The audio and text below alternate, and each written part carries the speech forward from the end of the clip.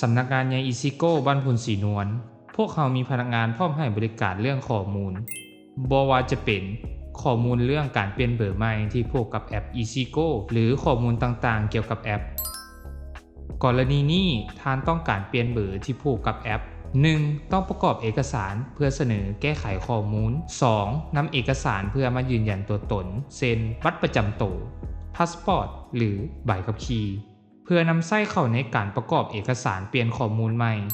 พนักงานจะตรวจสอบข้อมูลประมาณ10นาทีเมื่อข้อมูลถูกต้องแล้วพนักงานจะทำการเปลี่ยนเบอร์ที่ผูกกับแอปใหม่ให้กับทานต้องการสอบถามข้อมูลเข้ามาหาพวกเราได้ที่สำนักงานใหญ่ EasyGo บ้านพลศรีนวลเมืองศรีสัตนาคนครหลวงเวียงจันทร์ถนนบุรีจันทร์เปิดให้บริการวันจันทร์หาวันเสาร์เวลา